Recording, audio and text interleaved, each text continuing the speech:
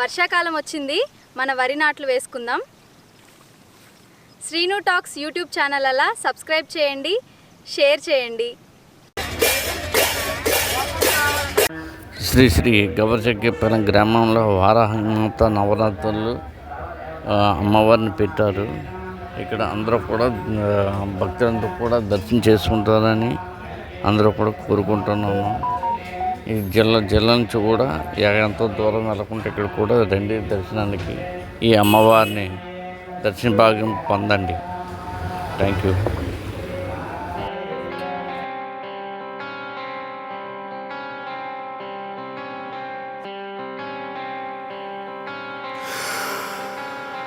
చూడండి, అంతా కూడా గ్రామ ప్రజలందరూ అంతా కూడా వచ్చారండి కమిటీ వాళ్ళు. ఈ శివనన్ను కూడా రాజేష్ మొట్టమొదటిసారిగా తీసుకొచ్చాడు. ఈ శ్రావణ కుర్రాడు ఇతను మొత్తం మీద మన చాలా బాగుంది. కొన్ని ఈ అమ్మవారిని పూజ చేయడం వల్ల కొన్ని దోషాలు ఇవన్నీ పోతాయి.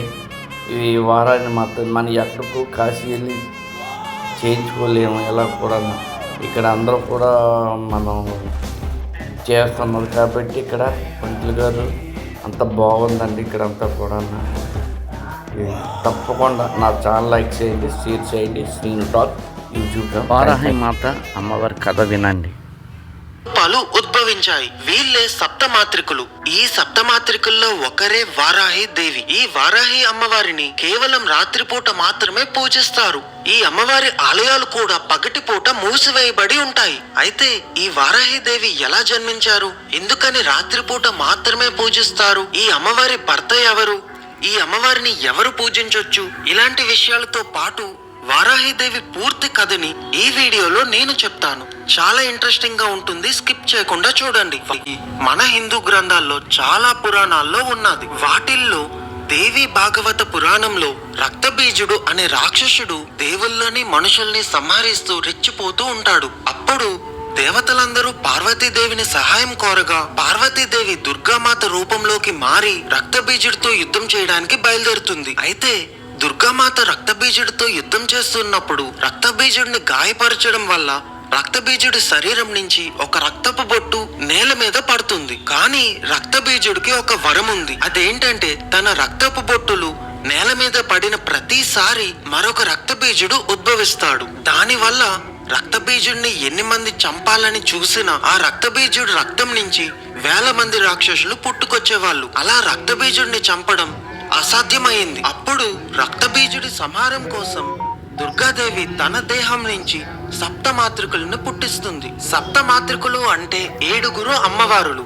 ఈ 7 అమ్మవారులు కూడా దుర్గాదేవి యొక్క స్వరూపాలే. కానీ ఈ సప్తమాతృకలకు తాంత్రిక శక్తులు ఉంటాయి. ఈ సప్తమాతృకులు ఎవరంటే బ్రహ్మాని, వైష్ణవి, మహేశ్వరి, ఇంద్రాణి, కౌమారి, వారాహి, ఇంకా చాముండి. అప్పుడు ఈ 7 అవతారాలు కూడా రక్తబీజుడిని సంహరించడంలో సహాయపడ్డారు. అయితే ఈ వారాహిదేవి రక్తబీజుడిని సంహరించేందుకు చాలా ఉగ్రమైన రూపం ధరించి శత్రువుల శవాల మీద కూర్చొని తన పదునైన దంతాలతో అన్ని రాక్షసుల్ని సంహరిస్తూ ఉన్నది. ఆ తర్వాత రక్తబీజుడు దుర్గాదేవితో ద్వంద్వ యుద్ధానికి పిలవడంతో ఈ 7 స్వరూపాలు కూడా దుర్గమ్మలో తిరిగి కలిసిపోయి రక్తబీజుడిని సంహరించినట్టు దేవి భాగవతంలో ఉన్నది. ఇలా జరిగిన తర్వాత భాగవత పురాణంలో హిరణ్యాక్షుడు అనే రాక్షసుడు భూదేవిని చాలా చిత్రహింసలు పెడతాడు. కానీ భూదేవిని చిత్రహింసలు పెట్టడానికి ముందే హిరణ్యాక్షుడు వారాహిదేవి కోసం కఠోరంగా తపస్సు చేసి వారాహిదేవిని ప్రసన్నం చేసుకున్నాడు. అప్పుడు వారాహి అమ్మవారు హిరణ్యాక్షుడికి ఏం వరం కావాలి అని అడిగితే హిరణ్యాక్షుడు అమరత్వాన్ని వరంగా కోరుకుంటాడు. కానీ వారాహి అమ్మవారు మాత్రం అమరత్వాన్ని ఇవ్వడం కుదరదు అని తేల్చి చెప్తుంది. దాంతో హిరణ్యాక్షుడు తెలివిగా ఆలోచించి ఏం చేస్తాడంటే, అమ్మా నువ్వు తప్ప నన్ను ఎవరూ చంపడానికి వీల్లేదు అని వరం కోరుకుంటాడు.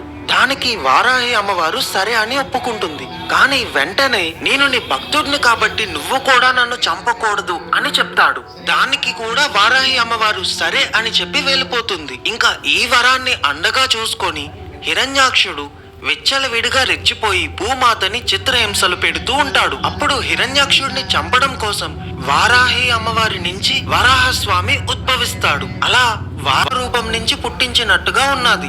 అందులో వారాహి అమ్మవారు మాత్రం చండికా యొక్క వీపు భాగం నుంచి పుట్టినట్టుగా రాసి ఉంది. అయితే ఈ గ్రంథాల్లో ప్రతిసారి వారాహి అమ్మవారు వచ్చేది శత్రు వినాశనానికి, అలాగే సేనలకి ఆధిపత్యం వహించడానికి. ఇంకా వారాహి అమ్మవారి భర్త వరాహస్వామి అని చాలా మంది అనుకుంటారు. అది చాలా పెద్ద తప్పు. ఆదిశక్తి స్వరూపమే పార్వతీదేవి. ఎలా అయితే పార్వతీదేవి నుంచి ఈ సప్తమాత్రికులు వచ్చారో, అలాగే శివుడి స్వరూపమైన భైరవుడి నుంచి అష్టభైరవులు ఉద్భవించారు. ఈ అష్టభైరవులు కూడా అష్టదిక్కులని కాపాడుతూ పాలిస్తూ ఉంటారు. ఈ అష్టభైరవుల్లో ఒకరైన ఉన్మట్ట భైరవానే వారాహి అమ్మవారి భర్త. కాబట్టి వారాహి అమ్మవారి భర్త వరాహస్వామి కాదు, ఉన్మట్ట భైరవుడు. లలితా సహస్రనామంలో పుణ్యాలకు అధిపతిగా వారాహిదేవి ఉంటుంది. ఇలా చాలా శక్తివంతమైన అమ్మవారు వారాహిదేవి. కానీ వారాహి అమ్మవారికి ఆలయాలు మాత్రం చాలా అరుదుగా ఉంటాయి. ఆ ఆలయాల్లో కూడా దర్శనం కేవలం 2-3 గంటలు మాత్రమే ఉంటుంది. అది కూడా రాత్రి వేళ గాని తెల్లవారుజామున గాని మాత్రమే ఉంటుంది. ఎందుకంటే మిగిలిన సమయంలో వారాహి అమ్మవారు గ్రామ సంచారం చేస్తూ దుష్ట శక్తుల నుంచి కాపాడుతూ ఉంటుంది కాబట్టి. ఇంకా ఆఖరిగా కాశీలో భక్తులు నేరుగా చూడడానికి అక్కడ కుదరదు. ఆ ఆలయం కూడా కేవలం 2-3 గంటల్లోనే మూసేస్తారు. ఇంకా ఆ సమయంలో భక్తులు అమ్మవారిని దర్శించుకోవడానికి దేవస్థానం వాళ్ళు ఏర్పాటు చేసిన 2 రంధ్రాల గుండానే చూడాలి. ఎలాగో ఈ ఆలయం గురించి చెప్పాను కాబట్టి ఈ ఆలయంలో జరిగిన ఒక సంఘటన గురించి నేను మీకు చెప్తాను. ఎప్పుడు భక్తులెవరూ ఆ అమ్మవారి విగ్రహం దగ్గరికి నేరుగా వెళ్లరు. కానీ ఒక నూతన దంపతుల జంట అమ్మవారి విగ్రహాన్ని నేరుగా దర్శించుకోవాలి అని అర్చకుడితో గొడవ పడతారు. అప్పటికీ ఆ అర్చకుడు చెప్తూనే ఉంటాడు, ఈ అమ్మవారు ఇక్కడ చాలా ఉగ్ర స్వరూపంలో ఉంటారు, ఆ శక్తిని మేమే తట్టుకోలేము, కాబట్టి మీరు వెళ్ళకూడదు అని అంటారు. కానీ ఈ జంట వినకుండా గొడవ పడి మరీ పాతాళంలో ఉన్న అమ్మవారి విగ్రహం దగ్గరికి వెళ్లారు. కానీ అక్కడికి వెళ్లిన కొద్ది క్షణాల్లోనే ఆ జంట అక్కడే మరణించారు. దీన్ని చాలా మంది పుకారు అని అంటారు. కానీ నేను అయితే చాలా దగ్గరలో ఇది చదివాను. అందుకే నేను మీకు చెప్పాను. మీరు ఎప్పుడైనా వారాహి అమ్మవారిని దర్శించుకున్నారా అని కామెంట్ చేయండి. ఒక్క లైక్ చేయండి అండి.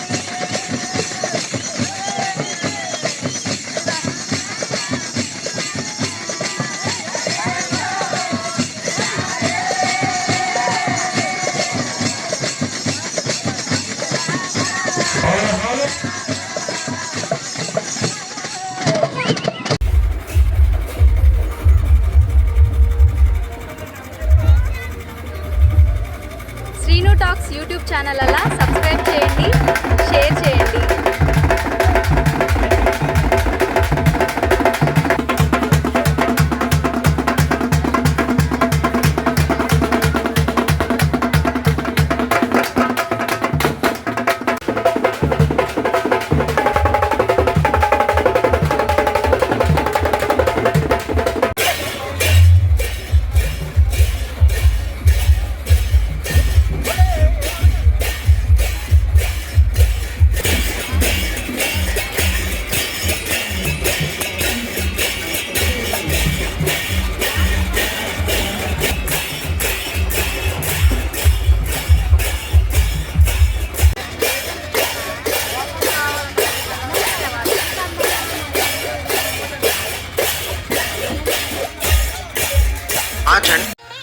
భగవంతుడికి భక్తులకి మధ్యనున్నది పద్మశ్రీ అగరబత్తి వాడండి.